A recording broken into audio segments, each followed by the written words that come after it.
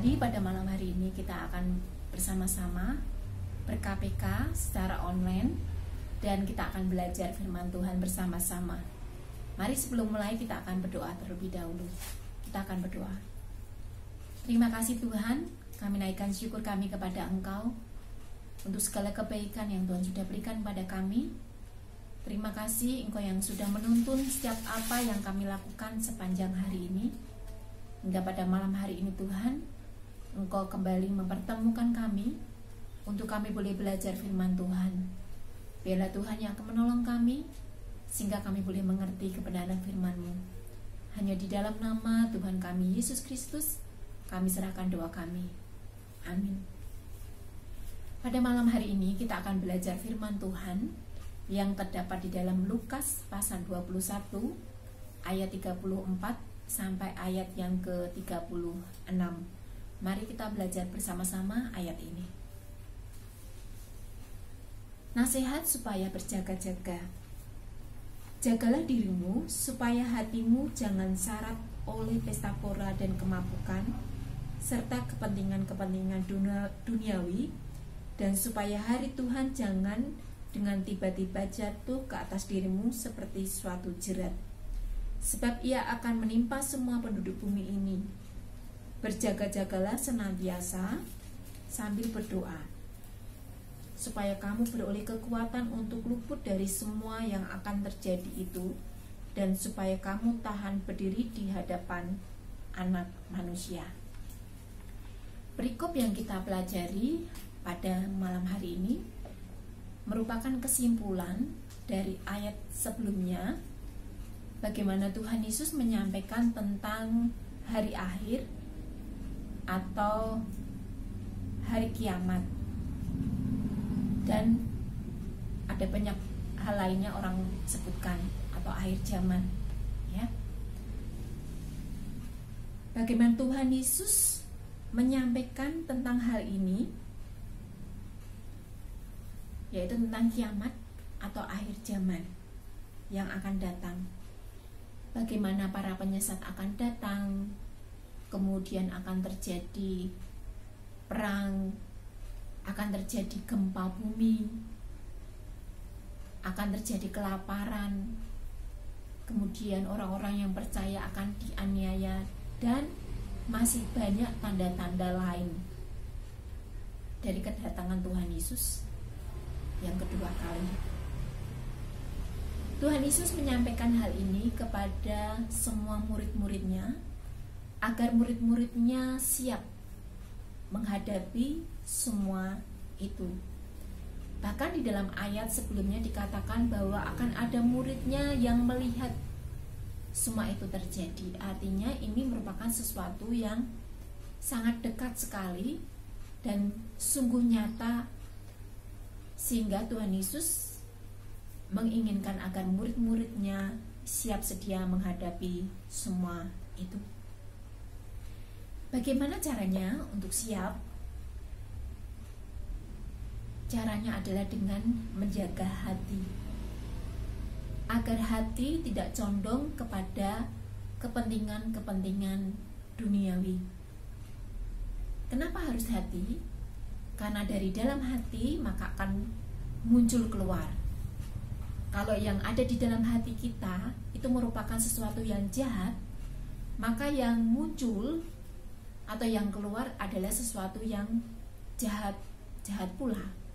Walaupun mungkin itu dikemas dengan sesuatu yang baik, tetapi kalau yang ada di dalam hati kita itu merupakan sesuatu yang jahat, maka yang muncul adalah sesuatu yang jahat. Karena itu kita harus berdoa kepada Tuhan, meminta kepada Tuhan agar Tuhan menolong kita, memberi kekuatan kepada kita untuk kita bisa menjaga hati kita. Karena kita tidak bisa menjaga hati kita sendiri, karena hati kita sudah dipenuhi oleh dosa.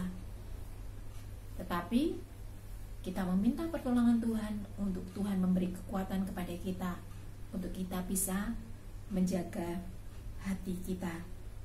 Karena itu kita harus memiliki komunikasi yang baik dengan Tuhan, memiliki hubungan yang indah dengan Tuhan, dan Tuhan akan memberi kekuatan kepada kita untuk kita bisa menjaga hati kita. Jadi langkah pertama supaya hati kita baik adalah kita harus membereskan urusan dosa kita dengan Tuhan. Karena hanya Tuhan yang bisa membereskan setiap dosa-dosa kita. Karena itu kita harus datang kepada Tuhan dan memohon kepada Tuhan, memohon ampun di hadapan Tuhan untuk setiap dosa, kesalahan yang sudah kita lakukan di hadapannya, dan Tuhan akan membereskan setiap dosa kita. Yang kedua, tetap memiliki hubungan yang indah bersama dengan Tuhan Yesus melalui doa dan belajar kebenaran firman Tuhan, supaya daging kita ini yang lemah bisa dikuatkan melalui doa dan firman Tuhan yang kita pelajari. Yang terakhir yaitu di dalam ayat 37 dan 38, kalau kita melanjutkan ayat ini, bagaimana Tuhan Yesus tetap menjalankan apa yang menjadi tugasnya di bumi, yaitu mengajar. Setiap kita punya tugas masing-masing. Ada di antara kita yang punya tugas sebagai istri. Lakukan tugas kita sebagai istri dengan baik. Ada yang diberi tugas menjadi suami. Lakukan tugas kita untuk menjadi suami yang baik. Ada di antara kita yang diberi tugas untuk melayani di gereja di bidang pujian. Layanilah dengan baik. Ada yang diberi tugas untuk melayani di bidang musik. Layanilah dengan baik. Ada yang diberi tugas untuk menyampaikan kebenaran firman Tuhan. Layanilah dengan baik. Melalui pelayanan kita, sehingga nama Tuhan yang akan dipermuliakan dan kita menjadi berkat buat orang lain. Sehingga ketika kedatangan Tuhan Yesus yang kedua kali, kita tidak memandang sebagai jerat, tetapi kita memandang sebagai kejutan yang indah dari Tuhan. Seperti seorang buronan yang masuk ke dalam rumah, di mana di dalam rumah itu sudah ada polisi, itu merupakan jerat. Tetapi ketika seorang istri polisi masuk ke dalam rumah, dan di dalam rumah itu ada suaminya yang sudah menyiapkan kue tar karena saat itu sedang ulang tahun, itu merupakan suatu kejutan yang indah.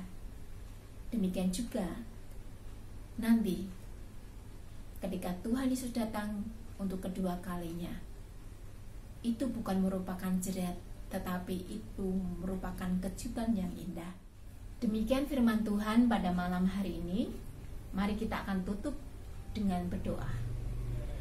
Terima kasih Tuhan, kami naikkan syukur kami kepada Engkau, karena pada malam hari ini kami boleh belajar firman Tuhan yang mengingatkan kami akan kedatangan Engkau yang kedua kali, untuk kami boleh menyiapkan diri kami, untuk kami boleh menjaga hati kami, untuk kami boleh membereskan hubungan kami, membereskan dosa kami di hadapan Tuhan. Terima kasih Tuhan untuk kebenaran firman Tuhan pada malam hari ini.